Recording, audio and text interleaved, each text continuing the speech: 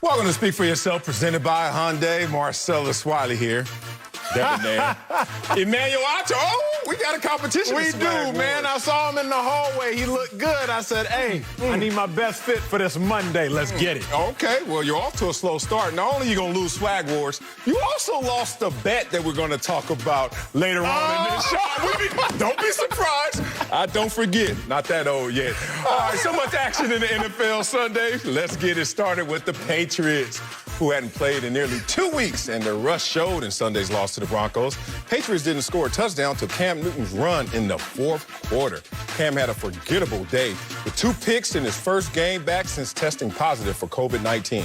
Patriots are now under 500 through 5 games or later for the first time since 2002. But Cam said this morning, quote, "There's no need to press the panic button." So, Acho, are you worried about the Patriots after their loss to the Broncos? I'm very much so worried. I think that it's not so much that the sky is falling in New England, but what it is the Patriots' way and their style of play is not sustainable. Let me tell y'all, fans, what I've realized with New England is that they don't give themselves much room for error. In the game of football, you can have 2 different approaches. We are going to go win, or we are going to let you beat yourself. I love that. What the Patriots do, and the Patriot way under Cam Newton, is very simple. We're not necessarily going to beat you. We're going to let you beat yourself. That's what happens in football. Let you beat yourself. Week 1, it worked against the Miami Dolphins. Patriots, they roll. Cam didn't dominate. He completed 15 passes. But what happened? The Miami Dolphins threw 3 interceptions. They beat themselves with Ryan Fitzpatrick. Then against the Seahawks, the Patriots had to go win. They didn't do that. They looked good offensively, but they couldn't go win. Against the Raiders beat themselves. Derek Carr again. I believe he threw an interception, had a couple turnovers. Right. Against the Chiefs, Marcellus, it almost worked. We saw the game on prime time. The Chiefs were about to beat themselves. Patriots' way was going to be perfectly executed. But what happened? Brian Hoyer takes a sack before half, and then another red zone turnover. The Patriots, very small room for error because, again, against the Broncos, what we saw is that the Patriots, they didn't win. They were like, okay, Broncos, please beat yourselves, and it didn't happen. Even when Drew Lock turned the ball over twice, Cam Newton still turned the ball over. I'm worried about New England because rather than saying, okay, we're going to beat you, what they say is, we're going to hope that you beat yourself. They don't say who wants to win the game more. They say who wants to lose the game less. And that, to me, isn't sustainable. Wow. That's not sustainable? It was sustainable enough for them to build a dynasty. I am not worried about the New England Patriots playing the Patriots way. Sometimes you win. Actually, more times than not you win. Actually, almost all the time you win playing the Patriots way. And sometimes you lose. Their mantra is what you just said. More games are lost in the NFL than won. Correct. What do? They wait for you to make a mistake, capitalize, go home, pop champagne. That's the Patriots way. And the Patriots are still on pace to play that same style of football. Rushing offense, 2nd in the league. Total defense, 9th. Scoring defense, 10th. So that's all you need for the Patriots way. The cherry on top has always been the quarterback, whether it's Tom Brady or Cam Newton now. So if you look at this Patriot team, and first let me take a deep breath. Please. And pay respects to Cam Newton, who came out there after a positive COVID test. The only quarterback in the entire NFL if you don't get to your point, at QB1. If you don't get to your gosh dang point, what's wrong with you? You know what? The fact that you don't have respect for this, are you team no mask? Or how are you voting this election year? I mean, you're really telling it on yourself right now. This is the only QB1 that actually tested positive. Oh, now you're going to pull out the mask. It looks too clean. I have my mask. I wish it looked worn. It's new. It's new. Thank you very much. Here's the thing. You got to respect that this is a QB1 who was out. This is a team that just a week ago landed on game day. Played without their QB1 and had a good matchup against the Kansas City Chiefs. Something you would call a moral victory. I'm sure you'll say that later in the show. But going forward, now they've had, 2 practices uninterrupted in 2 weeks. They had 8 guys who opted out before the season, lowering our expectations. Then we saw them early in the season. We raised our expectations. But where should they be right now? This team has lost 5 additional players to COVID-19 testing. So all that adds up to a team that still is playing their style of ball despite a loss. Here's what they are. The Patriots are 51-5. 5 losses when Belichick's defense holds a team under 300 yards and under 30% on third downs. Why do I bring that up? Because look at these losses that they've had. including yesterday to the 2-3 Broncos, Drew Lock. They had one in 2003. I got to go. How old were you, 9? 2003. Patrick Ramsey and the 5'11 Redskins. Oh, my God. And Kevin Cobb and the 5'11 Cardinals. All I'm saying is the Patriot way is going to give you a Super Bowl. It's going to be dynastic. But at times, you will lose to an inferior opponent like you did yesterday. Marcellus, I recently heard someone say in an interview, when someone is drowning, they will grasp and clutch for anything, even a straw. You think? You sound like you're drowning right now because you're grasping for any excuse. The Patriots only had 2 practices. Cam Newton has only had 1 practice. Oh, but Cam Newton stubbed his toe in the locker room. Oh, but you sound like you're grasping for anything. If you're going to grasp for something, Marcellus, grasp for facts. I got facts. Cam Newton, Stats. 4 interceptions to 2 passing touchdowns on the season. Why won't this work? Right now, it's showing it won't work. Because Cam Newton, we know he will give, but Cam Newton will take away. Cam Newton will show out, but Cam Newton will also make some mistakes. Cam Newton has to realize this, and it's very simple. I don't need you to be a hero. Just don't be a villain. The Patriots don't need you to be Superman right now. Not every time. In games like this against the Broncos, Marcellus, just don't be a villain. I'm reminded early on, Dak Prescott's rookie year, and everybody knows Dak Prescott, so I bring him up often. Dak Prescott's rookie year, he didn't marvel. He only had 23 touchdowns, but he only had 4 picks. So Dak Prescott wasn't going out there and winning games for the Cowboys. He wasn't losing them. That's what Cam Newton needs to be in New England in games like this. Not every game. Games like the Seahawks, Cam, we need you to go win that joint, please. Okay. Go win. Russell Wilson is lighting us up. He's putting 35 points on the board. Go win the game. But against the Broncos, you're playing Drew Lock. Drew Lock has been hurt the majority of the season. The Broncos are actually a fairly miserable team right now. Cam, just don't lose the game. I don't know 2 picks. I don't need you to have 400 passing yards. Just don't lose the game. Okay, I understand that. And look, you act like Cam always does this. You act like this is who Cam Newton has become. And that's an exaggeration. Cam Newton, just the 8th time, so that means 8 was yesterday. And his 128 start career, no touchdown passes and multiple interceptions. You know what that is, Mr. Math Major, Mr. Mathematician? How many times that's going to happen? Once every, 16 games. Once a year. He got that out the way. Patriot way time going forward. Cam Newton was in a situation that we've all been in before. When you are compromised through the work week and all of a sudden you try to turn it on during the game. And what happens in that turn on? Usually you do too much or you're not yourself. You keep making these excuses. So let's get to it. Hold on. Why are they excuses when I say it, but they're reasons when you say it? Here's the thing. Go ahead. Practice doesn't make perfect. Perfect practice. That's good. But how about this? What if you have no practice? How are you thinking this team is going to perform in terms of gelling together and showing the chemistry? Patriot way still in form. Cam Newton still in form. They just have to agree through practice. So let me get this straight. You are going to give the Patriots a pass for this loss because they had to shut down their facility during a course of time due to COVID. How many times? Yes, I'm giving them a pass. I'm giving them a pass as many times as they had to shut down their damn facilities. Even Cam, was a lot. Cam Newton, Bill Belichick, both have been going on record. They just need to practice. They just need to be together. You got to remember, this was a compromised offseason. More compromised for the Patriots because of the 8 guys who opted out. More compromised because of the shutdown of the facility multiple times. More compromised because 5 guys tested positive. More compromised because they're the only team that had a QB1 out. More compromised because you go out there against what some would say, Acho even, is an inferior opponent. But then you start to realize, who were the Denver Broncos? How sorry are the Broncos? Oh, they lost to Tennessee by only 2 points. Interesting. Steelers by only 5 points, closer than the Browns, who you think are very good, closer than that damn game. And then the Bucs by 18. You say, oh, that's a lot?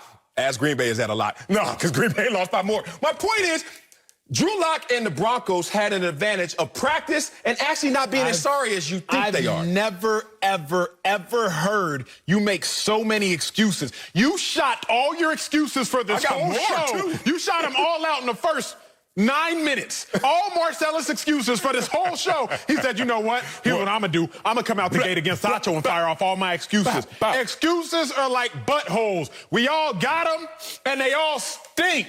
That's where the flies are coming from. I'm just saying, they all stink. I'm not giving the Patriots a pass because of COVID. Number one, the NFL's not going to give them a pass. NFL's not going to look at their schedule and say, okay, yeah, they're 2-3, but really they're 2-2 with one COVID loss. NFL ain't doing itself, Sure? so I ain't doing it, big bro. Here's the other thing I'm not going to do. Okay. I'm not giving them a pass because I'm looking across the league.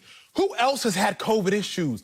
The Tennessee Titans. And they hung up 42 points in consecutive games. They didn't practice. Tannehill had COVID? The whole team ain't practiced. Did Tannehill Not have just COVID? Tannehill. The whole team ain't they practiced. lose their leader. But let me ask, leader.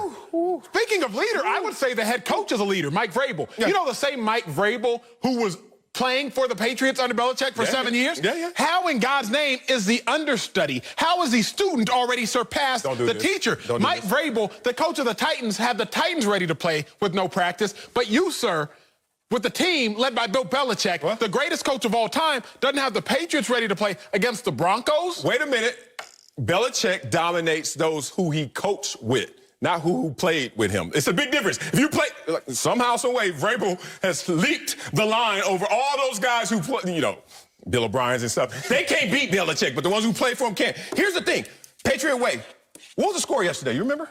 18-12? 18. I wonder how you get to 18. Well, you could score twice, go for 2, and then get a save. Oh, no. How did they get 18? How did they get 18? 6 field goals. Oh, Patriot way. Still out there playing great defense on money down. Still playing great defense in the red zone to the point where 6 field goals beat them. What am I saying? What are you saying? Once they have practice time, once they have we needed chemistry. We didn't. Day one, we was in here. Day one, we was in here. Day one was what they didn't see day one. Day one was that test run we did. We needed I thought we was fired. Okay, he's telling me I thought we was fired. I text Whitlock that day, but you know what? You still here. Nah, the point is not everybody is us, damn it. But the point is, this is a team that still went out there compromised, hurting, limping, one-legged, and still went out there and gave themselves a chance to win, which is really the Patriot way. Make sure that we just handle our business, stay disciplined enough that we can go forward and have a chance in the fourth. Let me just, in conclusion, because it's hard to fight a man who gives you nothing but excuses. I don't often entertain arguments where everything's just an excuse. I'm a logical person. Logic to logic, but I'm giving logic and you're giving excuse. I'm giving logic, he's giving excuse. Logic, excuse, logic, excuse. I can't entertain this, so let me just say this. I'm listening. The reason I am fearful for the Patriots is very simple. They do not have enough room for error. In life, on the football field, you need room to make mistakes. If you lose a football game in which your defense holds a team to 18 points, you don't have very much room for error. If you lose a football game in which Cam Newton, he had a rushing touchdown, but he threw a couple picks, you don't have much room for error. This Patriots way, this Cam Newton-led Patriots, they have to find a way to not just hope you lose games, but to be confident that they can go win games. I'm with you there. Look, my excuses have run amok. I've done too much. Let me be real about this. We came into the season knowing that they were compromised in terms of offensive talent and firepower, right? For somehow, some way, we saw it all mixed together so fast that we all of a sudden reassessed our expectations and raised them. And then COVID hit, and then all of a sudden they had to get recalculated to where they are right now. But I am not giving up on this team despite their record right now being under 500. This is a team I see going forward that still is going to have a lot to say in the AFC East. All right, let's stay with the Patriots. You mentioned they... Oh, I already did that. I already grilled you on. I already grilled you on that. Coming up at the top of the hour, it's the Andy Dalton Show in Dallas tonight. We'll tell you if he'll prove the Cowboys are better off with him than Dak at quarterback. But first, see, you're supposed to be reading all these anyway. Baker Mayfield was cool in Sunday's loss. We'll tell you if it's time for him to be on the bench for good. Next, Speak for Yourself, presented by Hyundai. You're right, that's my bad. Welcome back to Speak for Yourself, presented by Hyundai. Let's move on to Baker Mayfield, whose Browns had their 4-game winning streak snapped by the Steelers. Baker threw for just over 100 yards, and he had 2 interceptions, including his first throw of the game for a pick 6. He came into the game with an injured ribs and was replaced late in the third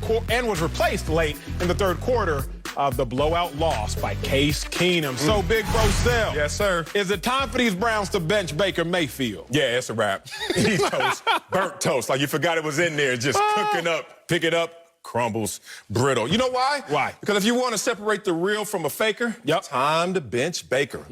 Bars. I tell you why. This is real. If you look at this situation, They about to Mitch Trubisky him. And they already started that Mitch Trubisky in terms of, oh, let's protect him. And let's make sure that we don't let him get hit anymore. Even though anytime you step between the white lines, you can get hit. So why you not protecting me in the first quarter? So the only thing that changes is performance. You can hide behind the thin veil of, well, this is to protect him in terms of health. But really, it's job security in terms of Stefanski and his health. The general manager who drafted Baker Mayfield is going. And they're not going to extend him that fifth-year option because they still can't put this team on his back, despite doing everything that they could in terms of helping them offensive line, running game, receiving core, even defense. Baker Mayfield cannot be the reason this team wins. What's the biggest difference between the Cleveland Browns and the two teams that they're really chasing, Baltimore Ravens, Pittsburgh Steelers? You can't look at the surrounding talent. You have to look at one position and one position only, that quarterback position. And that gap, that schism between Lamar Jackson and Ben Roethlisberger and then Baker Mayfield is the reason why they're in this predicament. Kevin Stefanski's not going to go for this. He's not going to lose his job over a guy he didn't even draft. So, yeah, it's time to bench him, and I think they already started that process. I think that you were exactly right. I like being on the same side of the fence as my brother right here. The Browns have to bench Baker Mayfield, and it's because of the last thing Marcellus said. The Browns have lost 2 games all year. Outside of those 2 games, they have looked phenomenal. They lose to the Ravens the first week of the season, and they lose to the Steelers just yesterday. They lose to the Ravens by 32 points, the Steelers by 31 points. The Browns are not 32 points worse than the Baltimore Ravens. And the Browns are not 31 points worse than the Pittsburgh Steelers outside of quarterback. When you look at the Browns' running game, they're top 5 in the NFL. Rush defense, top 5 in the NFL. Turnover margin, number 1 in the NFL. The Browns versus the Steelers, that is an evenly matched game. Except for one position. Quarterback. The Browns versus the Ravens. I give the Ravens an edge, a touchdown or so favorite. But then when you factor in quarterback, that is a 32-point game. Baker Mayfield is no longer not helping the Browns. Baker Mayfield is now hurting the Browns. But I want to show y'all at home a little bit more nuances. Let's look at the play. The first pass of the game, Baker Mayfield's interception. How in God's name do you throw this? It's man-to-man coverage. That's cat coverage, mano-a-mano, 5-on-5. Y'all see it there. All those men have those. Minkah Fitzpatrick is dropping into what you call the hole, the middle of the defense. He's reading Baker's eyes. Baker, don't make it so easy. Baker stares down Harrison Bryant. Minkah's staring at Baker, and just like that, it's an easy pick 6. The reason I show y'all that isn't just to give you a breakdown, but to say this. That coverage on 3rd and 4 is the first coverage defenses learn. One hole. One robber. It's one, cover one, with a robber. Minkah Fitzpatrick was a robber. If I know that, sitting in my suit, that's the first coverage you learn. Baker Mayfield, how do you not know that? Completely embarrassing. Baker Mayfield is the reason the Browns won't go as far as they should. Yeah, his underperformance is undermining other players and their talent level and their abilities. Jarvis Landry and Odell Beckham Jr., 5 catches yesterday. Combined. You know how much I would dog curse my teammate if he was the reason why all of a sudden I'm starting to fall off a cliff, despite me, if I had something suitable at that position, will be just fine. I don't need the GOAT. I don't need the greatest quarterback. I don't need a former MVP. I just need a guy who is not going to hurt our chances of playing optimal football. Look at this Baker Mayfield over his last 20 starts, because everybody always gets caught up in that rookie year, which some people will even look at glass half empty, glass half full. But let's say good year for him. Over his last 20 starts, he's 9-11. That's losing record. 59% in completion percentage, 25 giveaways, and 80 passer rating. He has not passed for over 250 yards in back-to-back games. What? He is a former #1 overall pick, and we're looking at a guy who has a lower passer rating than some backups or unknowns or guys who are heading that way. Sam Darnold, Dwayne Haskins, Andy Dalton, Joe Flacco, and Nick Foles. What is Baker Mayfield? He should not be in that category. He should not be in that area in terms of lower tier quarterback. But that's how he's playing. And everything else that they have, offensive line, Football Outsiders had it as the #1 offensive line unit. We know their rushing game is strong, but all of a sudden you see yesterday only 75 rushing yards. I understand that Nick Chubb was out, but still Kareem Hunt can tote the rock. I don't even want to say cancerous in terms of personality and leadership. I'm talking about in strictly performance. He is the weakest link, and that is why this team can't go out there and realize their goals. We joke oftentimes, especially in this climate, we joke in and sometimes with sincerity, talk about privilege, all these different types of privilege. Oh. Baker Mayfield is benefiting from being a first-round #1 overall pick. Like, there's a privilege that comes with that. In the NFL, it was my second year in the league, my first year in Philly. We took an outside linebacker in the first round of the draft. What's his name? Names and numbers. No, he's my dog. He's my dog. What Marcus you mean? Smith. Marcus Smith. He was my dog. He played defensive end. The problem was we had Brandon Graham in Philadelphia. Okay. We had a beast named Trent Cole. We had Connor Barwin coming off a freakazoid season. So we were trying to find a place to put Marcus Smith. We couldn't put him at defensive end because we were stacked out there. So they was like, okay, well, we drafted you in the first round. Let's move you to inside backer. Okay. He's not an inside backer. But because he's a first-round pick, Marcellus, we had to force him on the field. Gotta get it. And okay, you know what we're going to do? Dime package. One linebacker, we're going to put you on the field. He didn't have a home there. But because he's a first-round pick, just kept forcing it. We kept forcing it. We kept forcing it. Well, finally, I don't know what happened. He got his money, though. Shout out to my dog. Shout out to my dog. He got his money. I don't know what happened. I say this to say, the Browns keep forcing Baker and forcing Baker and forcing Baker because he was a #1 overall pick. The Browns have to look at it like this. Y'all got 2 game managers at quarterback on your roster. You got Baker Mayfield, you got Case Keenum. But Case Keenum is a better game manager than Baker Mayfield. Case Keenum under Kevin Stefanski just 3 years ago was 11-3 as a starter, led that team to the Minnesota Miracle. That wasn't Kirk Cousins. That was Case Keenum. The time to bench Baker Mayfield is already too far gone. The time is now. Yeah, look, what did I say last week? You only get yanked when you're yankable. And look, all this protection, football is violent. It is 100% collision sport. Don't give me this, oh, you know what? You took one too many hits. It's time to take you out. No, this is what they call a muscular move. It has multiple intentions. This is the coach saying right now, Stefanski's like, I got to send a message upstairs. And this message is to Andrew Berry, the general manager. The same Andrew Berry who was like, I didn't draft this dude, but I will dress him up. I will put lipstick on this pig to make sure that somebody kisses him and thinks he's cute. And guess what? The offensive line, all of a sudden, when you're playing top-tier competition, you can see the warts. 76-13 in combined scores against the Ravens and the Steelers, and you were supposed to be ready for these matchups based on record, based on everything around you. So I think it's a quiet conversation behind closed doors. Andrew Berry, Kevin Stefanski, they're looking at each other like, message. I hope he gets this message. They need to sit him out because the course has already been started. Mitch Trubisky has now landed in Cleveland, and this is going to be the same result. Sooner or later, they're going to get him out of there. I agree with you wholeheartedly. We're going to see what Baker has in store, but it does not look promising. Coming up, Tom Brady's Bucs blew out Aaron Rodgers. I was so surprised. They blew out Aaron Rodgers and the Packers on Sunday. We'll tell you if we were impressed with Brady's Bucs or disappointed in Rodgers' Packers. That's next. Speak for yourself. Presented by Hyundai. Welcome back to Speak for Yourself. Let's move on to the Bucs, who gave Green Bay a number of firsts Sunday.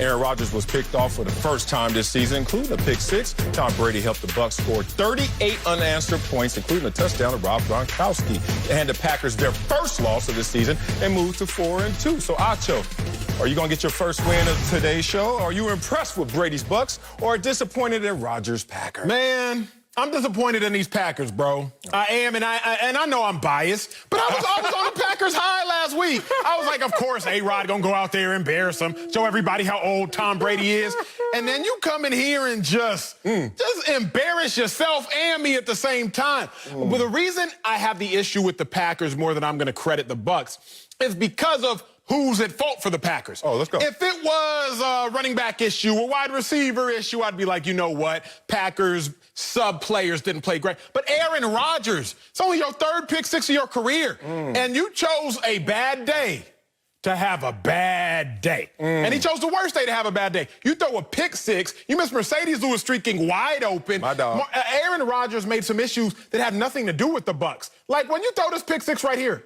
You stare down the receiver the whole time. Shout out to the DB for making a play for catching it, I guess. But, A-Rod, like, what is it that you are doing? I have issue with the Packers because they played below their standard. Kudos to the Buccaneers. Kudos to the Buccaneers defense more than anything. Bump Tom Brady's Bucs. It's actually the Levante David Bucs. Maybe Ndamukong Suh's Bucs.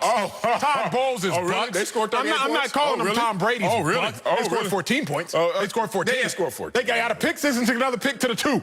Is that 14? Okay. Bad math, Texas. Come on, University of Texas to the 2-yard line. You still have a chance to stop them. Here's what I'm going to say, because this brings me to the end of my first point. Oh, all right. The reason I'm disappointed with the Packers. Packers lost by 28 points. Aaron Rodgers threw a pick six and another near pick six, a pick to the 2-yard line, essentially. Exactly. That is a 14 points worth of interceptions or a 28-point swing. It's exactly what the Packers lost by. I'm disappointed in the Packers. Oh, man, I'm so impressed with Tom Brady. With Tom Brady? And the Buccaneers. Thank you. Thank you. Lead with the Buccaneers. I lead with the name that leads them, which is Tom Brady, the GOAT. Did you win or lose a bet?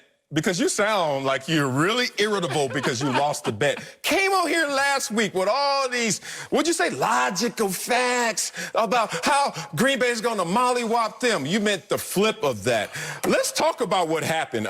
We saw that Tom Brady and the Buccaneers beat the best team in the NFC, right? Maybe the best team in the league. So, of course, I'm impressed by them because now, by your logic, they're the best team in the NFL. But I don't even have to go that far to exaggerate my point. Here's the thing. This was a team that was hyped up to be a Super Bowl contender. Okay, and then you started to pick them apart for any micro moment to just say, see, that's what I'm talking about. They're not going to do it this year. Oh, Tom Brady doesn't even know what down it is. He's old, Alzheimer's. He doesn't even know it's 4th down. Calm down. This is a team that had no offseason but was going to gel together. And with all that talent, once it hit, it was going to hit and hit hard. And did it hit yesterday? It hit Green Bay Packers right back to who they really are. And you know who the Green Bay Packers are?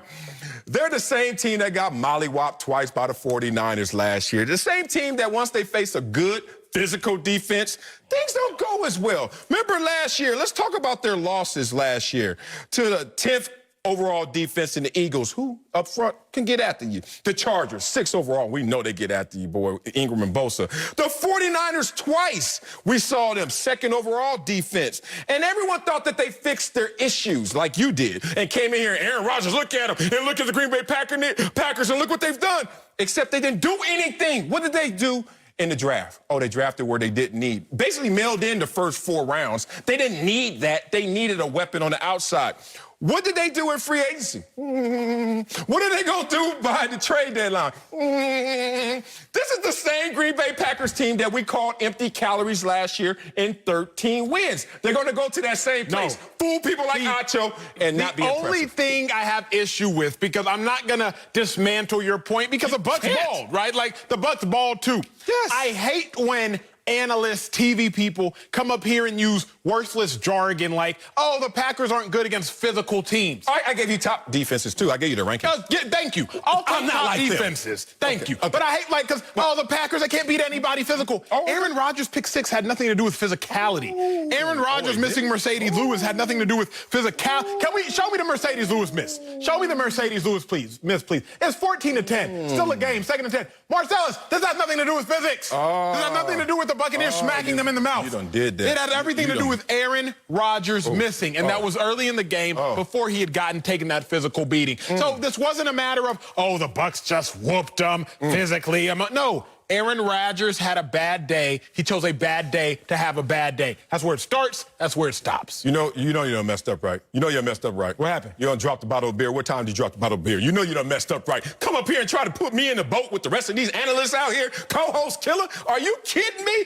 I'm going to go deeper than just last year and their losses, which would have told astute analysts like myself that this may not be the same team. Let's talk about their wins this year that got you so hyped up, got your hair all freshed up. Let's talk about beating the Seahawks. Oh, how's their defense? 30-second. How's their pass defense? 30-second. Oh, great win. How about the Saints that have had issues in general? Breeze, in terms of his air yardage and not being the same this year, supposedly. Kamara, not even being there during camp, having his issues. Michael Thomas not even being in the lineup, etc. Emmanuel Sanders not being the same player that they brought in free agency. And then let's talk about the Bucs team yesterday that you said the Bucs are led by an old quarterback and they don't have much. The point is, look at what the Green Bay Packers have faced that gave you so much confidence and realize you were full of it in that process. Let's bring in somebody who's not full of it. Fox NFL analyst LeVar Arrington. Hey, stop that, Acho. Hey, LA, school my youngster right here. Are you impressed with Brady's Bucs or disappointed in Rodgers Packers? I'm with you, Bill Duke Jr. I am with you. Acho has messed up. You said you dropped a bottle of beer at 8 o'clock. He dropped Wait, you said 9 o'clock. Okay. The time was wrong for Aaron Rodgers and this Green Bay Packers team in this game. I look at it like this, right? 3-2, Tampa Bay is being questioned. Is Tom Brady over the hill? Is he losing the team? This game had so many large implications on it. If they lose this game, think about what we're saying about Tampa Bay and Tom Brady today. Think about this. What's going on in Foxborough right now, right? We're talking about all of these comparisons and all these different things in terms of Bill Belichick and Tom Brady. Who will exist better without one another? Well, I'm looking at a 4-2 Tampa Bay team right now, right? And in the biggest game, you got to consider this to be the biggest game of the season so far. You could throw out the stats of what Tom Brady did. You know why? Because Tom Brady found what he needed to find during the course of this game. He found a running attack. He found Gronkowski in the passing game. He found other guys in the passing game. There was a tremendous amount of balance going into this game. And Todd Bowles' defensive scheme did exactly what we saw happen to Kansas City last week when we saw the Las Vegas Raiders do what they did against Kansas City. So, to me, I thought this was very impressive that Tampa Bay was able to execute such a high-level game plan going against the hottest team in the National Football League, arguably, and making it look and seem as though they're empty calories. I think Green Bay is a great team. They just got caught behind the woodshed with an old-fashioned whooping in this game. Look. Every now and then, LeVar, things happen. But what I realize the real issue is this. The Packers are the hottest team in football. What can slow down and cool off? Achoism. What can slow down and cool off that heat? A bye week.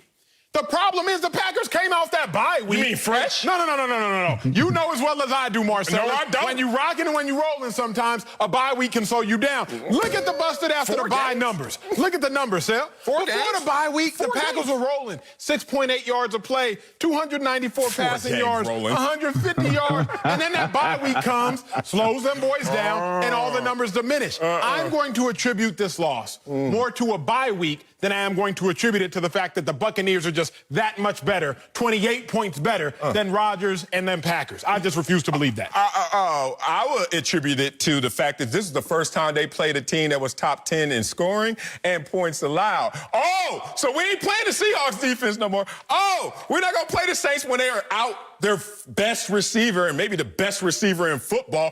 Oh, we're playing a real team on both sides.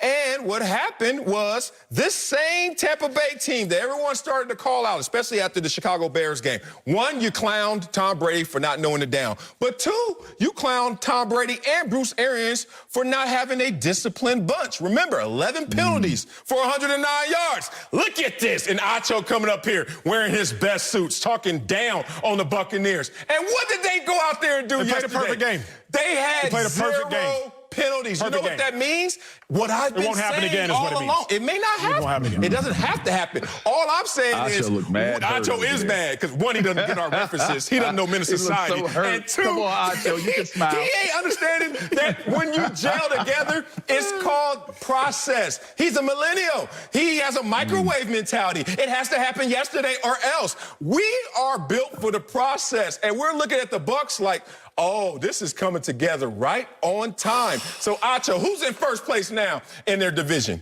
Who is now, according to you, for the biggest win against the best team, now the best in the NFC? Acho, you're on the ropes right now, bro. Tap out. First off, no, I'm not tapping out. The Packers didn't play the Seahawks. I'll let you get away with it twice, but they didn't play the Seahawks. You keep saying that they played and beat the Seahawks. They didn't play and beat the Seahawks. So what you even talking about, okay? I wasn't going to let you make it. I wasn't going to let you make it, but now you're coming in my neck. Let me just correct you. Let me correct you incorrectly. I'm coming at your neck. LeVar. That's all. I'm not That's it. They didn't play the Seahawks. I'm out. Go to break. Okay, I'm out. Hey, listen. Hey, all I would say is it does raise the stakes. This is one of those type seasons. I don't think that you can draw a correlation as to what the team will be moving forward. Which one? I'm seeing that. Which team? Outside of the dominant teams in the NFL, this could have just been a down week for the Green Bay Packers. The stinky teams are the stinky teams. But the teams that are competitive, this raises the stakes because I did not see this type of game playing out. Me neither. I could see Green Bay losing to Tampa Bay. I could not see Green Bay getting destroyed by Tampa Bay. Give a lot of credit to the defense. I think this is a defensive-driven season. So the teams that find a crazy, strong, aggressive, turnover-oriented defense in this season will ultimately, in my opinion, be the teams that emerge and go the furthest this season. But it definitely raised the stakes watching how well Tampa Bay executed in this game, man. Yeah, and I love my boy over here. He know I was talking about 2019 losses and 2020, and I said the Seahawks, and you try to go back and forth. That's when I know I got you, big dog. You on the ropes. Anybody want a cheeseburger? I know Acho does. Get the Minnesota Society. I got this cheeseburger. I got this cheeseburger. The Eagles lost again. We'll tell you if it's time to bench Carson Wentz for Jalen Hurts. Next, we might bench Acho for anybody right now with his take. One time. Welcome back to Speak for Yourself. Let's talk about the Eagles, who were trying to get their second win of the season Sunday, but it didn't happen. Carson Wentz and the offense, they didn't score a point in the first half against the Ravens, but they did get a spark from Jalen Hurts in the second quarter when the rookie had 3 total touches for 26 yards. This prompted some fans, some ignorant fans, to call for Hurts to replace Wentz as the Eagles quarterback. So I have to ask, only because I get paid to ask, Marcellus, should the Eagles bench Carson Wentz for Jalen Hurts? Yes, they should have benched him. Now, it's too late. You're in the NFC least. But, yeah, you should have benched him because you would have had a better version right now. But I'm going to stick to why you should have benched him because you're not going to see any improvement from Carson Wentz. Oh, we're going to build confidence over the fact he had 213 yards passing? Hip, hip. Oh, no, that's not what we drafted you number 2 overall for. So I'm going to sit here and look at a Carson Wentz continue to decline. Oh, his completion percentage. It got worse this week. And another loss. 58.7%. Under the Mendoza line for all you baseball heads out there. Oh, he's not worse in interceptions now. Thank you, Kirk Cousins. Yay, Carson Wentz. He's number 2, second to last, like he was drafted overall. Oh, my God. If you look at this guy's quarterback rating, oh, he's not last now. He's 3rd worst. Daniel Jones and Sam Darnold sitting there like, thank you, thank you. What is going on with Carson Wentz? This dude needs to sit it out for a minute. Let Jalen Hurts go out there and do what Jalen Hurts was doing. What was that? More yards per attempt and more yards per play when he was out there versus Carson Wentz. The offense looked different. This game was lost in the first half. Who was the worst player on the field in the first half? Your boy, Carson Wentz, man. Hey, look, they should have benched him. They would have a better version right now.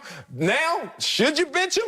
Maybe smart. You might get more out of Jalen Hurts. I certainly agree. But you're still hanging in there by a shoestring by being in the NFC least. Boy, no way is up for this team right now. This is the worst time, Marcellus, for you to even dare make this argument. Carson Wentz should not get benched. He should have never been benched. It never should have even been considered. Carson Wentz is actually coming off the best game of the season for himself. Not necessarily. He threw for more yards than Lamar Jackson. He had 2 passing touchdowns. He had 288 passing yards if you would have counted those 2 drops for touchdowns. Can we do a new show?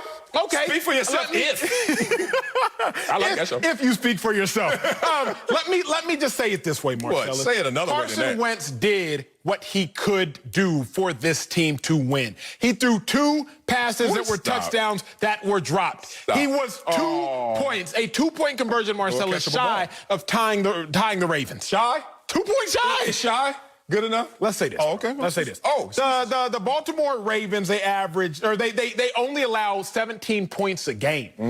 The Eagles put up 28. The Steelers, last week, who the Eagles played, they only allow 18 points a game. The Eagles put up, what, 29? Carson Wentz has put up 57 combined points against the first and second best defense in the league. How'd that turn out? This is not the time to talk about benching Carson Wentz. But if I'm going to be a truth teller, I have to tell the truth at all moments.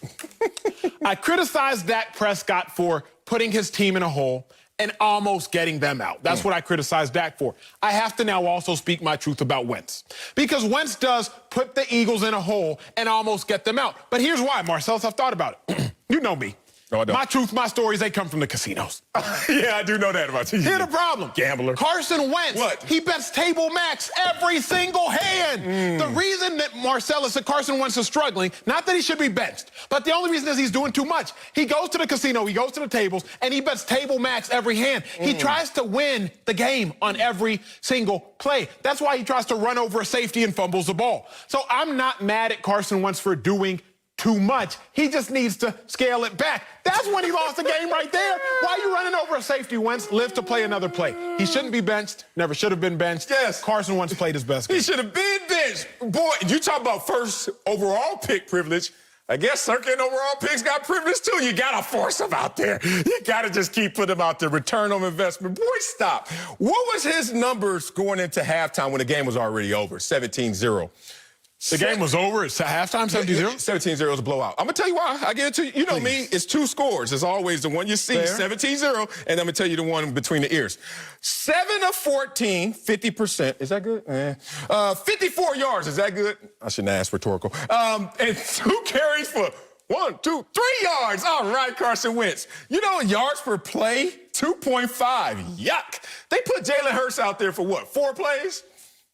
8.5 yards per play. Are we running the same offense? Are we running the same plays? Why am I almost doing 4 times as better as you? Because I'm probably better than you right now. Take the names off the jersey. So here's what happens, the psychological effect. What you saw from Baltimore was a letdown in the second half. You ever been there? I know I was there a lot in high school. Not so much in college and definitely not in the pros. In high school, when you're sitting there and it's your homecoming, and then you look up at halftime and you look at the score, you're like, we are banking these boys. And the score doesn't even tell the entire story because Carson Wentz and the Eagles offense could do nothing. So Baltimore took their foot off the pads. In high school, you know what I used to do? Took their foot off the gas. What I used to do? Take my pads off sitting there. You know, unbuckled, sitting there. Hey, what's up? Yeah. Third period, I'm going to holler at you. You know what I'm saying? Because the game is over. Then Carson Wentz wants to rally this empty calorie, almost come back, come up shy, and then say, look at my numbers. When you had an opportunity to go against the best in motivation, you did nothing. That little empty calorie comeback means nothing to me, bro. First off, 17-0 is not a blowout. Not even mentally, it's not even figurative. It's 3 scores. 17 first off, it's 2.5 scores. Okay? first and foremost. Hey, in your mouth, you're like, I got to. No, ooh, wait a minute. First and foremost. That's 3 scores. 2.5 scores. Secondly, Carson Wentz, he outplayed offensively. He outproduced them offensively. Like, Carson Wentz was not the problem. The Ravens. Look at that. Like, Carson Wentz did his job. They have the number 1 scoring defense. They don't have to play that way. You want them to play that way to show you that you can bank on them like you did the Green Bay Packers until they get mollywopped. Some people have a different formula. Respect their formula. It's defensive-led this year because they know they need to make some hay in the playoffs. If the formula is defensive-led for the Ravens. For the Ravens this year. If it's defensive-led, then how come the Eagles went crazy on them? Can I get my fly against the flock full screen, please? Can I get my full screen, Marcellus? Because I'm not going to talk to you. I'm just going to read. The Ravens, their defense allows 15 points a game, 335 yards a game, 5 yards per play. But the Eagles went out there, Marcellus, and put up 28, 364, 5.69 yards per play. How come, then how are you going to blame Carson Wentz for actually overachieving? Everybody played against the Ravens weeks 1 through 5. They gave you 15 points. But here come the Eagles, and the Eagles played better against the Ravens than everybody else. Carson Wentz's offense. It's the same thing that happens with us in every block and every debate. You come out with a topic sentence. You come out with a supporting sentence. And I listen to that, and I realize the debate's over. But I'm going to let you keep going, and then you try to come up and catch it. Be like, I got you, Marcellus. But in reality, you lost it as soon as you started it. This is another situation. How? Because all of those are empty calories. You always talk about Dak Prescott and passing yards. What has happened with our league? Because there are blowout situations. At least mentally, you think the game's over. Teams start to rally by putting up empty stats, yardage, and you say these points. Did they win this game?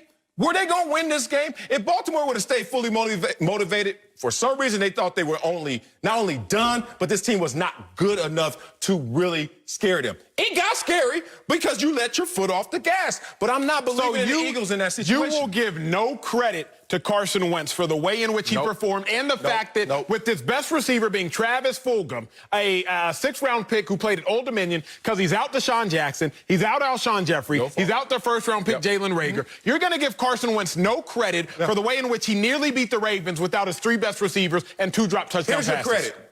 You're a second overall pick. This ain't your first rodeo, bro. And you've been an MVP candidate before, front runner into injury. Why are we still talking about you in this low tier? You got to give me can you give me one game of four-quarter football before I even look at your wagon and try and jump on it? You give me 2 quarters against a team that probably started to mail it in, at least address the envelope, and then all of a sudden I'm supposed to like Carson Wentz? I'm just wondering, we make these excuses, you make these excuses for Drew Brees. Oh, he didn't have Michael Thomas. Oh, Alvin Kamara was on the field but wasn't playing. You say, oh, Emmanuel Sanders was out there but not contributing. But then Carson Wentz doesn't have anybody, and you're just going to completely slander the man who has nobody. But it's not anybody. It's what he has to work with. Drew Brees is still working with that to the tune of they are playing better than the Philadelphia He got Eagles. more weapons. And guess what? We're not going to go a weapon comparison. We're going to say, what do you do with the weapons you have? And that's where Carson Wentz loses out. Carson Wentz has had one winning season as a quarterback. Bruh, let it go. With every other season, this dude is not a winning quarterback. Let it go. 2017 has now become an anomaly. This is not a guy that is consistently going to be good or even great. If you really want to say who he is consistently, he's actually pretty bad. The giveaways, the completion percentage, the fact that he can't lead his team. He is a guy that you says he has to get down to come up. How long are you going to take that from a number 2 overall pick? It's not that I'm sitting here saying that Carson Wentz is playing amazing football. What I'm saying is playing good football. Yesterday he did. Yesterday he played good football. 4 quarters considered? No, the first quarter he did. But who does play a great game every single week in and week out? But what about for 3 of your 4 years can you play winning football? Carson Wentz has not played winning football. All I'm saying is this. If you don't just look at the numbers, because you have to watch the tape of yesterday's game as well. Carson Wentz, 2 touchdowns, no picks. That's also first off a win. Just for Wentz, we got to be real. 2 touchdowns, no picks. 2 drop touchdowns. You lose by 2 because of a failed 2-point conversion. You were 2 yards away from beating a top 3 team in the National Football League. This isn't the time to bench Wentz. This isn't the time to think about benching Wentz. Carson Wentz yesterday actually was not at all the problem. Whole bunch of problems for the Eagles. Receivers was a problem. Miles Sanders drop was a problem. Defense early on was a problem. Carson Wentz was not the problem. Okay, you know what?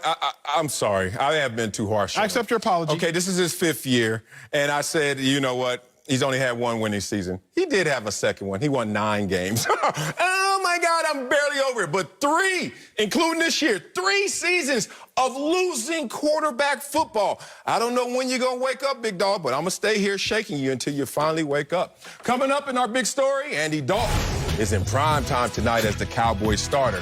We'll tell you if he'll prove Dallas is better off with him at quarterback than Dak. What? Next, speak for yourself. Watch it, Speak for Yourself, presented by Hyundai. Marcel Swally here. Emmanuel Acho. My dog. What's up, baby? Who won? Okay, let's head to Dallas for our big story, where Andy Dalton will start for the first time as a Cowboy tonight against the Cardinals. Dalton became QB1 when Dak Prescott was lost for the season with an ankle injury. Dalton said when he replaced Dak, he went in the huddle and told the team, quote, "This is why I wanted to be here." Oh, really? The former Bengal has made 137 starts in his career, including the playoffs, winning 70 games. So, Acho, well, Andy Dalton proved the Cowboys are better off with him at quarterback tonight.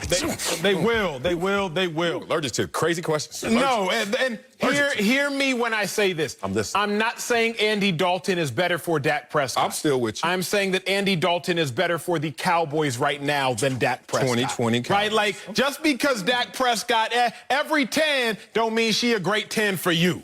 Okay? Like, she can be a great 10 for somebody else. Andy Dalton is going to prove that the Cowboys are better with him because the Cowboys are finally going to understand who they are with Andy Dalton. Oh, okay. With Andy Dalton, the Cowboys are finally going to realize, oh, wait a second. We should be a run-first football team because we have a top-tier rusher. With Andy Dalton, the Cowboys are going to say, wait a second. We don't need to run quarterback keepers in which Dak Prescott unfortunately gets hurt because we have a plethora of receivers. Okay. That's my first point. The Cowboys are going to have to look themselves in the mirror with Andy Dalton and see who they really are. The other point is this. Let's not act like Andy Dalton ain't good. Everybody's going to say Andy Dalton hasn't been good in 4 or 5 years. But I submit this. Submit what? Andy Dalton was great when he had 3 good weapons at receiver. Andy Dalton coming into the league. A.J. Green, Jermaine Gresham, Marvin Jones. A.J. Green, Marvin Jones, Mohamed Sanu. A.J. Green, Tyler Eifert, Mohamed Sanu. When Andy Dalton has 3 capable receivers, he bowled. Let me tell you things Marcellus Andy Dalton done which Dak hasn't. How about back-to-back 10-win seasons? Andy Dalton has actually thrown for more than 30 touchdowns. Dak's never done that. How about this? Andy Dalton came back and in 2 quarters had a game-winning drive. Dak has had 1 game-winning drive in the last 2 seasons. Let's not talk like Andy Dalton can't play ball. The Cowboys will be better tonight with Andy Dalton simply because the Cowboys will be a better version of themselves with Andy Dalton. Not that Dak Prescott isn't better than Andy, but Andy is better for the Cowboys. So less is more for the Cowboys. Can be. To tell me. Oh, it can be or it can is. Be. Oh, now you went from an emphatic take. Emphatic take to now, well, it can be. For the Cowboys, it will be. Say it with your chest, Emmanuel. I already did.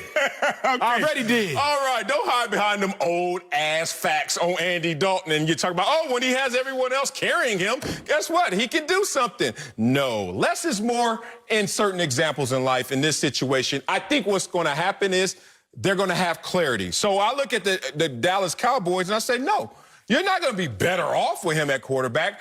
You're going to have someone who can sustain what you want in terms of accomplishing your goals because you got a serviceable quarterback. But he's no Dak Prescott. But what it's going to make you do is realize since you have less, you have to ask more of everyone else, which Andy Dalton is going to benefit from. Congratulations to you, Andy Dalton, because now you can realize that this team doesn't have to go out there and throw it 50-plus times, that they actually can use their other weapons and use their running game in Ezekiel Elliott. Congratulations to you, Andy Dalton. Andy Dalton will also benefit from the fact that this team may stay pat.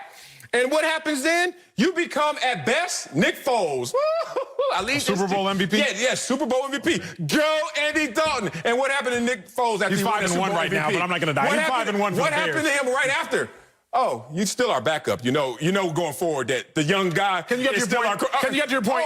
You want to skip over that. And then he came back and had another chance to be Nick Foles 2.0 and do it again. And that didn't go as well. But then they said, you're still not our quarterback. Andy Dalton, you realize that greener pastures are elsewhere. So now you're not Nick Foles, even if you can win a Super Bowl MVP. You're Teddy Bridgewater. Go out there and win all the games you can. And then take all of that success, you're welcome, and then take that elsewhere and have your career. Because, Andy Dalton, we're not going to allow you to be the quarterback of the Dallas Cowboys going forward because less is not more when we look around with the star on our helmets. Here's the problem, Marcellus. Your argument undermined your own argument. How? Because you came out the gate, and the very first thing you said is Andy Dalton won't be better than Dak Prescott for the Cowboys. But Andy Dalton will sustain what you want in terms of accomplishing your goals. Marcellus, I don't need, and you know this better than I, married man.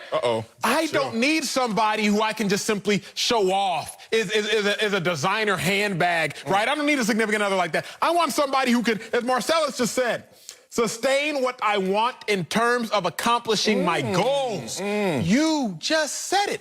If Andy Dalton can come in here and help the Dallas Cowboys accomplish their goals, that makes them better. That makes him better than Dak Prescott. I don't need Andy Dalton to throw the ball 57 times. But hint, I didn't need Dak Prescott to either. I don't need Andy Dalton to pass for 6,000 yards. But hint, I didn't need Dak Prescott to either. I don't need Andy Dalton to be on pace for 36 passing touchdowns. But I didn't need Dak Prescott to either. Let's look across other sports, because sometimes we can learn some things by looking at other sports. Yeah, Michael Porter Jr., shooting guard for the Nuggets, right?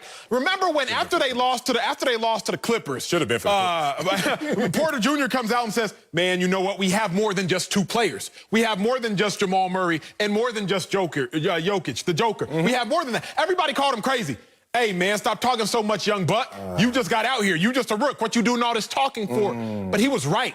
Because what happened? The Nuggets go on to pull off the biggest playoff upset we've seen in recent history, beating the Clippers. Because what he was saying is this: by just forcing the ball to our two stars, we're not actually being as good a collective team as we can be. I submit the same thing for the Cowboys. Okay. Dak Prescott was a star, a bright, shining star. But by forcing the ball through Dak Prescott's stardom, you forget you have Ezekiel Elliott, a top 4 running back since he's been in the league. Really, you could argue that Zeke's the top 2 running back. I don't need you to do so much, Andy Dalton. Just do enough. Man, and you just showed why I'm married and you single, and you still trying to figure Honestly, it out. because you're older. That's what I was. My standards are high. My standards are high. Oh, but they're not realistic. You just went out there and tried to use my words against me, but they just helped me because they're my words. You said you're happier with someone who can help sustain what you want in terms of goals. Sustain in terms of accomplishing your goals. You like that Andy Dalton version. I want someone who can enhance, not just sustain, not just hold me down. That's why you're still single. You just want somebody to just basically hit your wagon to me and let's ride, but don't make no waves. I want someone to enhance, to challenge. What happens is when you're the Dallas Cowboys now, you go from a situation where you used to throw the ball 66.2% of the times, second most in the NFL, and you realize that now we have Andy Dalton. There's not a chance in hell we can do that. And you want to turn that into a positive. The only positive that occurs is if Ezekiel Elliott goes back to his old form, which there is no indications just yet that he will do that. When the last time Zeke had 100 yards? Okay, I'll wait too. You got to go way back to the middle of last year. This is the situation where you look at the defense, and now you're -8 in the turnover margin, and you're saying, defense, finally go out there and live up to the billing. Oh, wait a minute, what if they can't? Then you look at the offensive line, minus what, 3 starters, and everyone's been reshifted on the offensive line, and you say, please just hold it together. I'm understanding where you're coming from. If the defense plays better, if the offensive line plays better, if they run the ball better and Zeke carries the ball better, you got something. But guess what you don't have? A better quarterback. And all of that is necessitated because your quarterback is actually less. Marcellus, I know you've been in L.A. too long because when talking about Dak Prescott and enhancing, what I realize is you have this L.A. mentality. Ooh. See, in Los Angeles, there are a lot of fake enhancements. See, in L.A., what I've realized in Hollywood, there are a lot of fake enhancements. It's real. Did they pay for it? On the surface, it looks like it's enhanced. Did they pay for it? But really, it's not necessarily contributing to legitimized enhancements of deeper things, things that aren't diminishing assets, such as personality. Let me tell you why. Dak Prescott, he was 1-3 this season. Did all those yards enhance the Cowboys? Dak Prescott, he was 7-11 in his last 18 starts. Did all that Dak Prescott fame and all those yards, did that enhance the Cowboys? See, on the surface, Marcellus, you're shallow. Because you look at Dak Prescott and you're like, oh, so many yards. Oh, my gosh, so many. He's on pace for 6,000 yards, on pace for 36 touchdowns. You're looking at fake enhancements. You're looking at the nails. Looking at the hair. Hey, girl. You're looking at the chest. What it do? But the problem, Marcellus, stop looking at diminishing assets. Look at assets that can grow. Andy Dalton is going to contribute to an asset that can grow. Winning percentage. Okay. Andy Dalton is going to contribute to an asset that can grow. Time of possession. Yeah. Andy Dalton is contributing to assets that will help the Cowboys grow in winning games. Stop looking at Dak Prescott, who was great by the world's eyes and the world's standards. He was enhancing his own statistical category. But was he enhancing the Cowboys' success? No, sir, he wasn't. So you called me shallow. You hit me where it hurts. Hit dog hollers. I just spoke the truth. I hit dog hollers. That's why I got engaged 4 times. I was in them streets. But you know what? Since I'm so shallow, I have changed my ways. I am married. Love my wife. Love my family. Let's go deep, shall we? Shall we? Okay. Tell me if this Andy Dalton is a diminishing asset or appreciating asset, as you want to say. You love to talk about his highlights. You love to talk about his Instagram posts. I like to live his real life. I want to follow him day to day and see who Andy Dalton is, or more importantly, what have you done for me lately? Go ahead. Let's look at Dak Prescott versus Andy Dalton. Okay, here's their win and loss percentage. Andy, what's going on, man? You lost a lot more games than you won. Completion percentage. Come on, Andy Dalton. The hell you doing that low, almost now by 60%? Passer rate. Oh, come on, Andy. I thought you had weapons. All right, 106 passing touchdowns to 80. Andy, this is since Dak Prescott was drafted, y'all. So the red rifle. Ooh, what have you done for me lately? 24 rushing touchdowns for 8 for Andy. And, Andy won. That's more interceptions than Dak Prescott. Take that full screen off so I can look at Acho. You in L.A. now. When in Rome, do as the Romans do. Listen to your boy. Let me help you out first of all. Here, Andy Dalton. This Andy Dalton is what they're getting. They're getting this guy. Please don't give me a few quarters of New York Giants football. You're getting this Andy Dalton, and this is much less than you desire. Here's my issue with what you're saying, Marcellus, and it really comes down to this. It's not apples to apples. Remember Dak Prescott. What happens with Dak? What? Dak Prescott walks into the NFL, inherits the best offensive line in football. Of what? Dak Prescott walks into the NFL, inherits a top 5 overall pick at running back.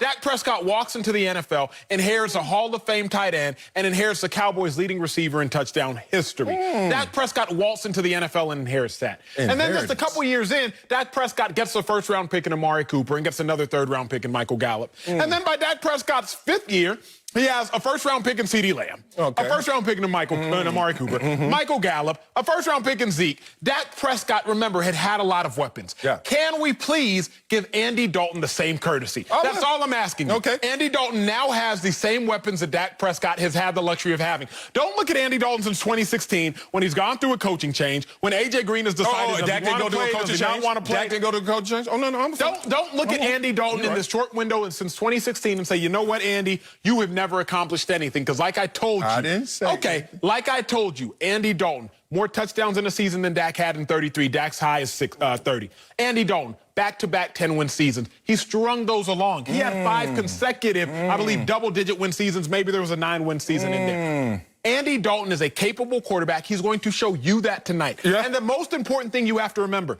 just because she a 10 don't mean she good for you. Dak Prescott showed that he had 10 capabilities, but that does not mean that he was the greatest piece for the Dallas Cowboys. Andy Dalton will help the Cowboys be better. Oh, I love you now, and I love you so much, I'm going to let you down gently. Because when you start regurgitating your facts, then I realize, he knows this relationship is in trouble. And that you want to go back to where you guys first met, and you want to go all the way back to the beginning of your takes. This is where we first had our first date, and try to rekindle that. Boy, if you don't stop and give me some new facts, I give you some new facts. Since Dak inherited so much, like he Prince Akeem from Coming to America, he didn't inherit that damn much. He inherited 4-12 as a record from the year before. That was a 4-12 team that Dak made a 13-3 team. Oh my I know God. You want to dive into the details. Stop skewing the numbers, Marcellus. Oh, no, you mean the details that you want to go and have, and we can Tony talk for Romo hours? was hurt. They had no quarterback. That's the only reason they had 4 wins. Dak Prescott came in there as a rookie and took a 4-12 bunch to 13-3. True or false? Go ahead. I got time to be on this first date again. Then Andy Dalton inherited a 1-3 team, and that team is currently at 2-3. So if Dak Prescott inherited a 4-12 team, then Andy Dalton also inherited a team that was on track to be 4-12. Let's see where they finish. Can I order from the menu? Shoot, Chach. I don't be talking so much. Did Andy Dalton inherit the 31st ranked offense? Because Dak did, and Dak gave Andy actually the first ranked offense. Ooh, excuse me. Did Andy Dalton inherit a team that was last in takeaways and giveaways, 32nd? No, he didn't. He's not inherited that. He inherited something pretty bad. But in that point, this is a situation where I think, like you said, to address it fully, they're going to be in a situation where they're forced to use others. They're going to have to form Voltron. Everyone has to activate for this to work. Andy Dalton will benefit from that, and Andy Dalton won't be the reason that they lose this year. Coming up, Kevin Stefanski said he pulled Baker Mayfield yesterday to protect him. We'll tell you if we're buying that next. Speak for yourself, presented by Hyundai. What's up, Haley? Welcome back to Speak for Yourself. Let's get to Baker Mayfield. Came into the game Sunday against the Steelers with injured ribs. 2 picks, including 1 to the house, and 4 sacks later, and Baker was pulled late in the third quarter for backup quarterback Case Keenum. Head coach Kevin Stefanski said it was for his quarterback's protection, not lack of production. Y'all take a listen. I didn't want to see him get hit one more time, and I put that on myself. Went into this game knowing we had to keep him clean, and we didn't do a good enough job. So that starts with me, obviously. And he's a very, very tough player, and I know he wants to fight, but it's a long season. We got a game next week, and I didn't feel like it was the right thing to put him back out there. I know how I feel. But Marcellus, are you buying that the Browns pulled Baker Mayfield for Baker's protection? No, not at all. This is a decision you could have made pregame. If you wanted to protect him, you would not sign him up for the game of football on a Sunday afternoon because there is hell to pay. Oh, Coach, I don't want him to get hit one more time. How about you don't want him to get hit one time if he really is that compromised? But he wasn't that compromised. He was compromised to a point, but that point was, hey, let's see how he plays.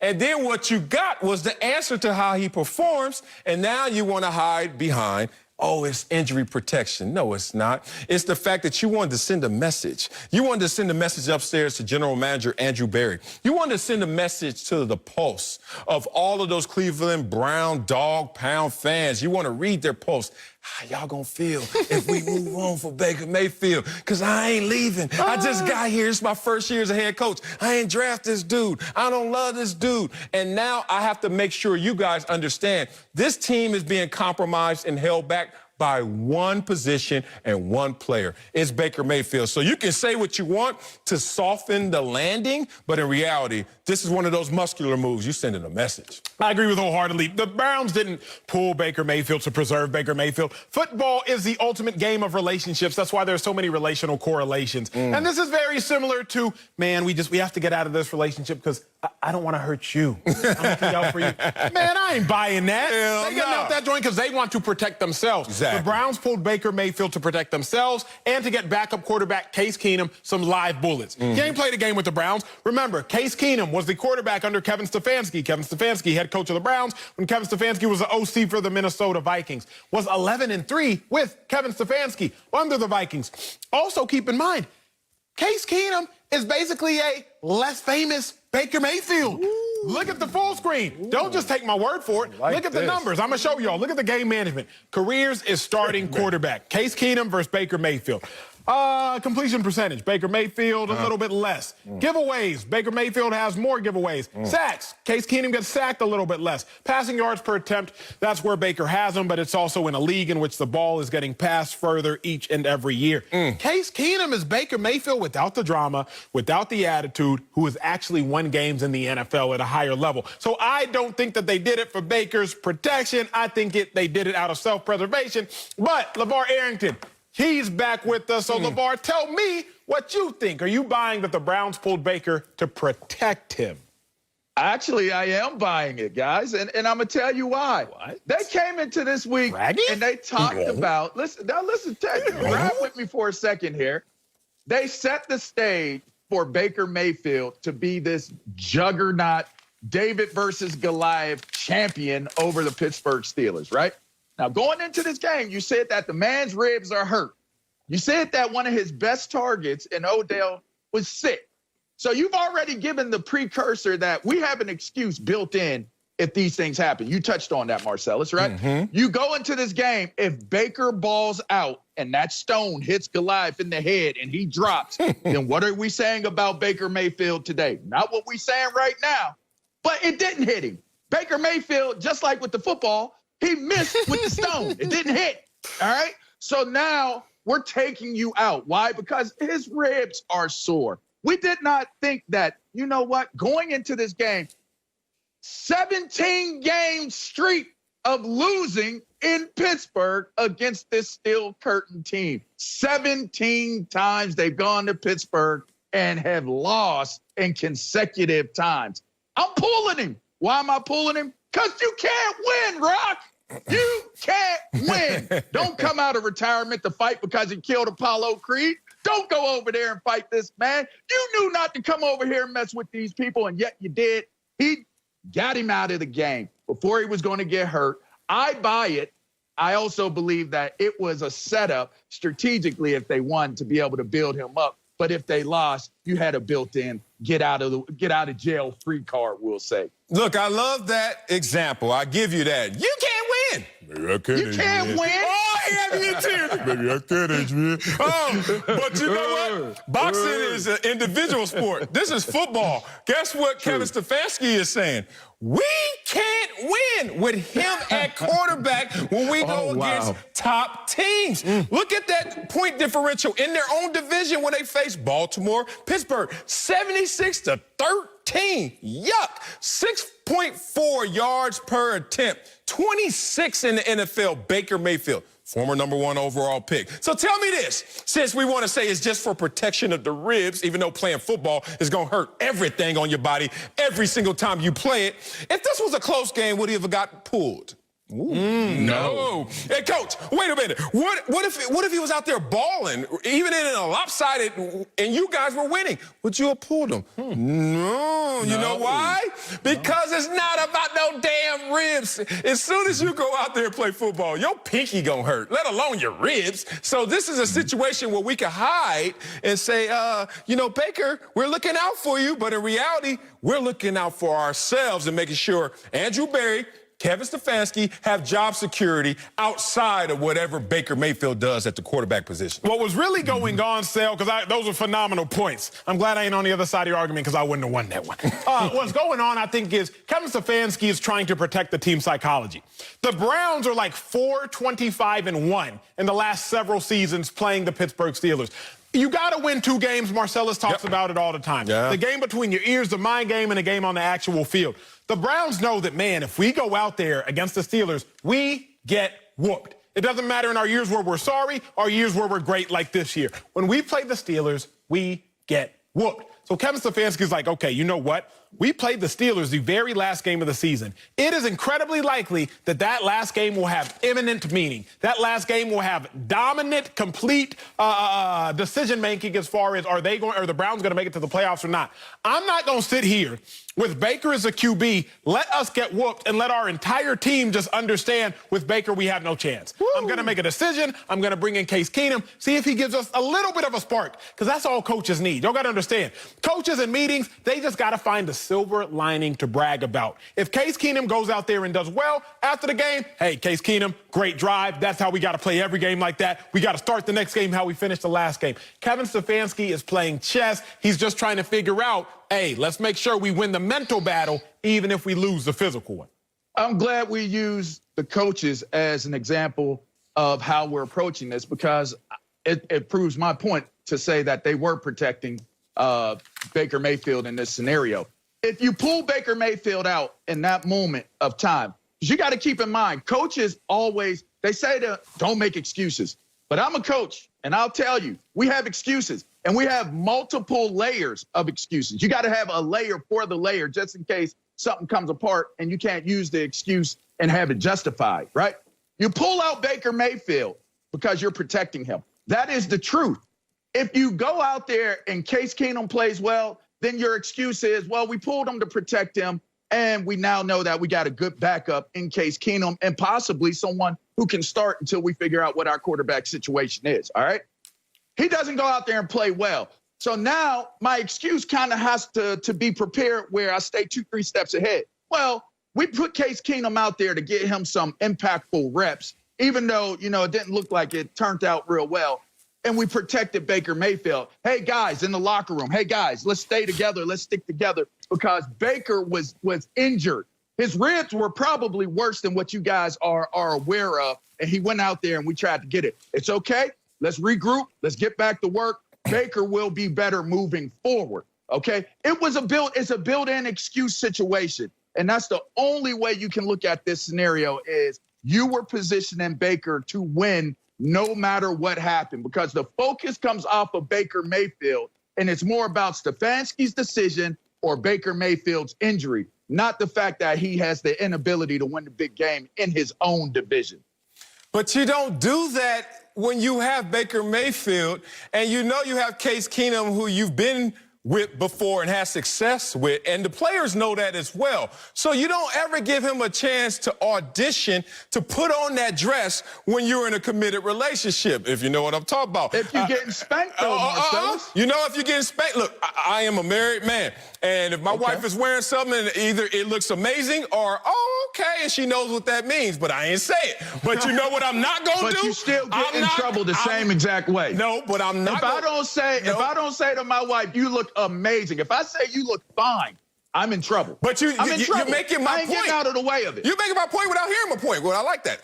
Here's the thing. What you're not going to do is see that dress on somebody else and give them props. What you're not going to do is let somebody else come in your vicinity with that dress. Hey, that is a heck of a point. Case Keenum ain't putting this on for me to sit there and maybe say, or somebody, Odell and them like, oh, you not letting that happen. But if you let that happen, guess what? The psychology we're talking about, all of a sudden you have different loyalties or at least different temptations. And if Baker Mayfield's going to be your committed quarterback going forward, you got a little different issue. May I just say that of all the things on this show, as the young resident single man, I do garner a lot of marital advice and wisdom from these two elder statesmen. So I just want to say thank you before my break. Coming up, the Eagles had a huge comeback before falling short on Sunday. I'm going to tell you why. They actually had a moral victory. A moral victory. That's next. Speak for yourself. You've been down that road.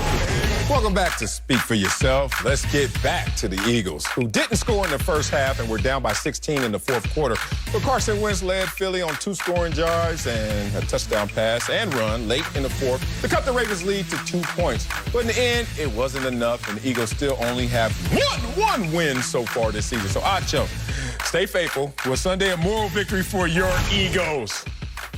Marcellus, my dog, man. This show's been a great one.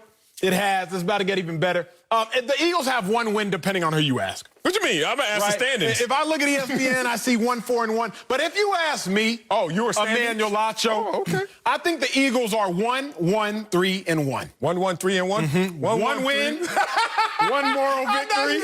I am not working with you ever. 3 losses, a new category, and 1 tie. The Eagles' record is actually, ladies and gentlemen, 1-1-3-1. They have 1 win, 1 moral victory, 3 losses, and 1 tie. Here is why, Marcellus. You told me that there are 2 games, the game on the field and the game within the mind. The Eagles lost the game on the field. They lost the game in the scoreboard. But if you take the Ravens down to 2 yards of taking that game in overtime, that is a moral victory. Now, we have a negative connotation upon moral victories. It's all about wins and losses. But I submit this. The Eagles didn't lose. The Eagles ran out of time. I submit this. The Eagles didn't take a loss. The Eagles learned a lesson. That is what I submit. But I also submit this. A full screen, please. Because usually I could have given you this in blind resume form. But let's just look at the box score. Eagles had more first downs, more net yards, more rushing yards, 3 less net passing yards, and were actually more efficient in the red zone. So the Eagles actually played better than the Ravens and lost by 2 points. Are there truly moral victories in football? No. Am I being slightly facetious? Maybe. But if you're going to tell me that you didn't leave that Eagles game actually impressed and encouraged by the Eagles, then I sure say that you are a liar. Oh, man, were they down 16 in the fourth quarter? Yes. And to quote the famous philosopher, my damn daddy, Charles Vernon Wiley, he used to say, you know what a prevent defense does? Prevent you from winning. Stop running prevent defense. The Ravens thought this game was over. They're up 16 in the fourth. And then also, here comes Carson Wentz on his treadmill. I'm coming to catch you. Ain't going nowhere, but running fast and then fall short. And you want to make up a new category? You want to define wins and losses differently, okay? So let's look in the dictionary. What does Webster say about the Webster Dictionary? A moral victory. You feel better because you lost? You feel better because you lose? Are you feeling better today because you're losing all these debates? No, you don't. So you don't get any moral victories. But let's look in the dictionary I like. Urban Dictionary. You know what a moral victory is? You know what a moral victory is in the Urban Dictionary? That's that booze. That's that booze. They don't feel better. Will you stop? They feel nothing right now. They feel like once again we came up short. Once again we were in a hole because of our quarterback, who is playing some would say, the worst football at the quarterback position. So there's no way I can candy coat this. I understand I want you to take the medicine. I understand you're not going to take all medicine unless I make it a little sugary for you, but I can't sugar up a loss for you.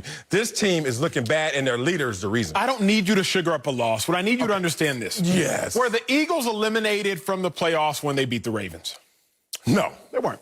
Were the Eagles, did they make the playoffs in losing to the Ravens? No. Did the Eagles-Ravens game have any significant implications for the Eagles' future? Okay. Based on the win and the loss, it didn't.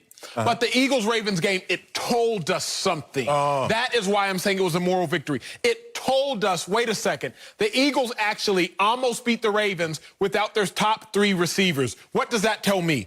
If Deshaun Jackson, Alshon Jeffrey, or Jalen Reagor ever decide to come back, if they ever decide to come back, the Eagles are actually a competent football team, competent enough to take a top 5 team down to the wire. I get the game was at home. I'm not arguing that. What I'm saying is that you learned something in this loss. In the same manner in which when we watched the Cowboys beat the Falcons, they won the game, but we also learned, like, dang, Cowboys aren't very good.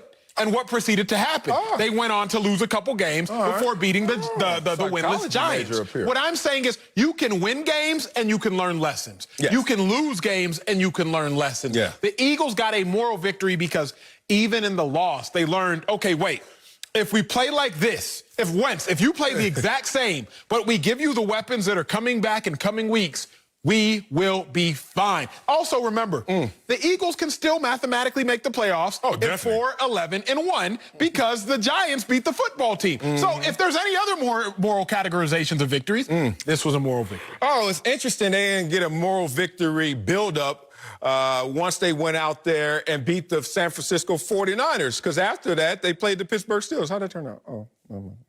Oh, we talk about them. No, I ain't even going to go there. Here we go, the Philadelphia Eagles. I'm not even going to talk about those situations. Let's talk about a growth spurt.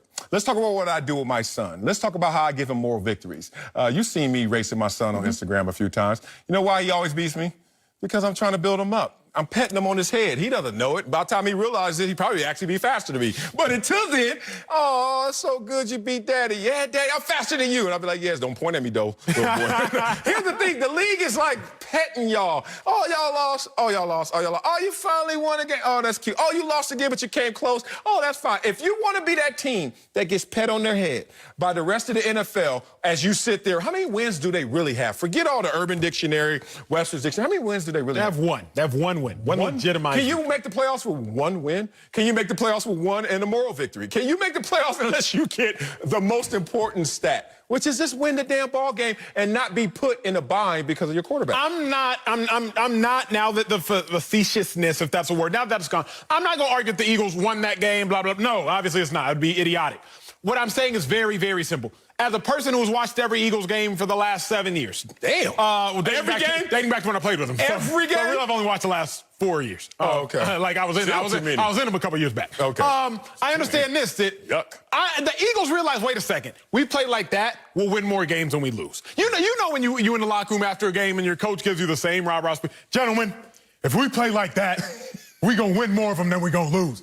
That's what I look at when I see the Eagles. If you play like that, Carson Wentz, 2 touchdowns, no interceptions. Carson Wentz, you should have had 4 touchdowns. Your receivers dropped the ball. They'll make that catch for you next time. Or Deshaun Jackson, Alshon Jeffrey, or your first-round pick, Jalen Reagor, will be in there. They'll make that catch for you. All I'm saying is if I'm Doug Peterson, if I'm the GM Howie Roseman, I am at least walking into that ball club and saying, I get it, we lost. We ran out of time. But also, Carson Wentz, Philadelphia Eagles, y'all play like that, you're going to win more than you're going to lose. Coming up, Jimmy G bounced back in a big way against the Rams last night. That was a good cookie. And I'm going to tell you if he silenced his doubters. That's next. Speak for yourself.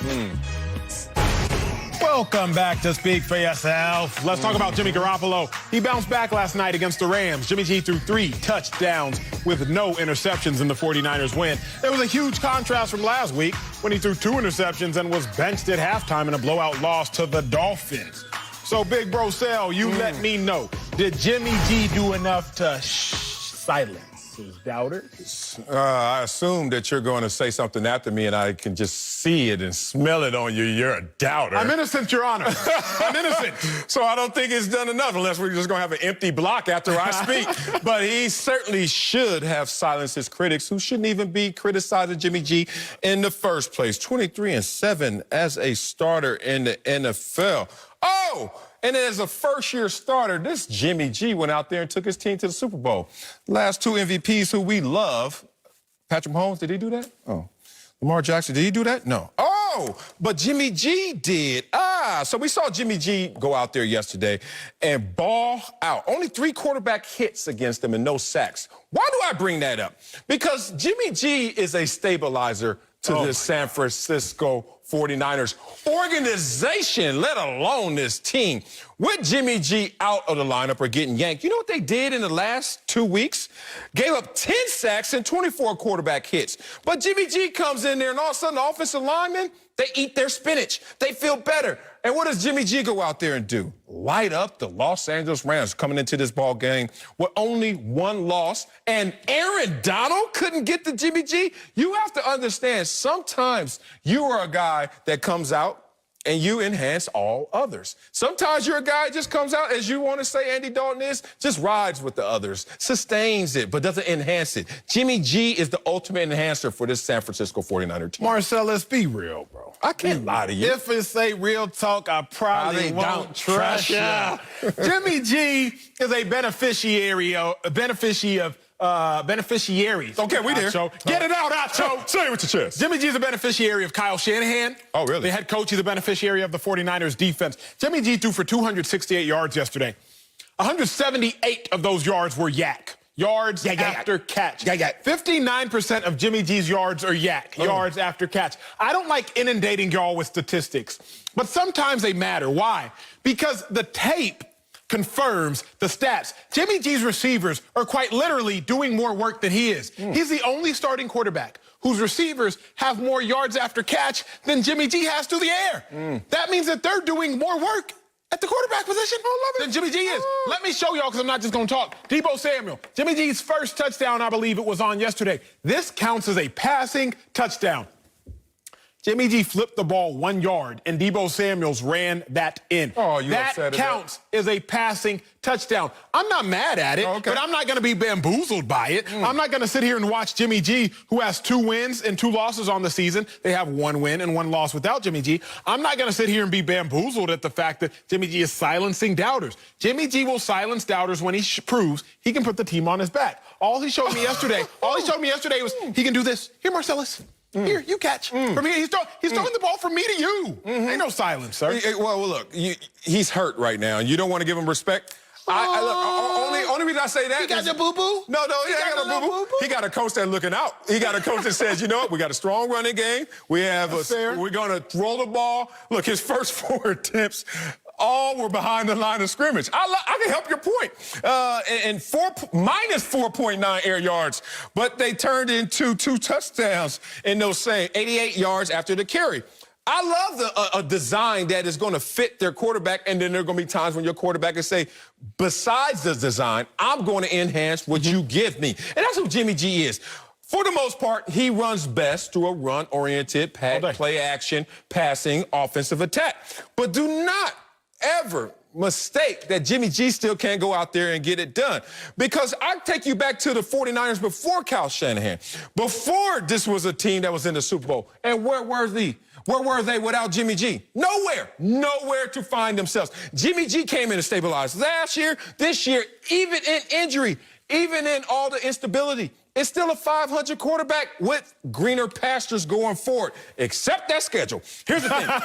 Help yourself, Jimmy G. Pats, Seahawks, Packers, Saints. They say, according to the power index. Why you stop there? Rams, Bills. Well, they just beat the Rams, so you can say the Bills lost last week. I don't know. But here's the thing. It's a real grueling schedule. But Jimmy G, I don't understand, where does the criticism really come from? If it's the ultimate position of wins and losses, Jimmy G by far has answered the bell. Where the criticism? I think the criticism comes from the fact of When you watch the games, you can kind of tell, especially as a defender. My criticism, let me not speak for the world. Okay, kind of tell. My criticism comes from this. I mean, Jimmy G wouldn't put any fear in my eyes. If I am prepping my game plans against Jimmy G, I'm very simply saying this. He's going to get the ball into his playmakers' hands on 5-yard slants, 5-yard ends, angle routes by the running back. Jimmy G doesn't scare me. The 49ers aren't going to beat you because of Jimmy G. That's why I doubt him. If I'm just going to have a real frank conversation with you, it's not that Jimmy G's a bad quarterback. I would be a lie. He's far from a bad quarterback. But Jimmy G doesn't scare you in the manner that Russell Wilson, Aaron Rodgers, Drew Brees in his prime, and Drew Brees even as recent as 2 years ago. He doesn't scare you. Even Kirk Cousins. Like when I was in Philly playing against Kirk Cousins could scare you. Let him come off that play action and set up. He gonna throw a bomb on your head. Like Kirk Cousins scares you? Kirk Cousins, now, the weapons around him weren't always great. The scheme around him and the coaching wasn't always great. But when I look at Jimmy G, nothing about Jimmy G worries me. That's why I'm a doubter. Okay. 124 quarterback rating by halftime. First quarterback at the Niners since 2003. Marcellus, my boy, Jeff he's throwing the ball from here to here. 51 I can do this. I can do it. Marcellus, catch. Yeah, get that out of here with your Jimmy G tape. That's what Jimmy G does. Get out of here with that tape. Coming up, Uncle Jimmy gonna talk some sense into Acho. He joins us to give us his Jimmy thoughts. G. Today's show, what is he wearing next? Uncle Jimmy G. Before we go, let's bring in Uncle Jimmy. Fishnet. Oh, you gonna zip it up now, huh? So, what are your thoughts on today's show? Let it go. Hey, man, look here. A lot of y'all looked at that game last night and y'all thought it was going to be a battle between Aaron Rodgers and Tom Brady. But it became clear to everybody watching that this thing became something real personal between Aaron Rodgers and Ndamukong Suh. All right. Now, I'm going to tell both of y'all something. Both of y'all dress well, y'all speak well, so therefore I know damn good and well, y'all know Ndamukong Suh ain't well. Now, I know what y'all gonna say. He ain't been in trouble in 4 years. That's because he been on paper. Well, guess what? He done just got off paper. Ndamukong Suh is just like OJ. We done seen his work. We know what he's capable of. So therefore, I gotta disagree with you, Acho. Aaron Rodgers done exactly what the hell he was supposed to do. What'd he do? Found the nearest security guard and got the hell up out of there as quick as possible. Look here, man, I love Aaron Rodgers. He ain't nobody's fool. But I ain't never seen him lose his cool. But Tampa Bay defense had him last night looking like, what the hell I do to you? They weren't taxing him. I can't lie there. All right,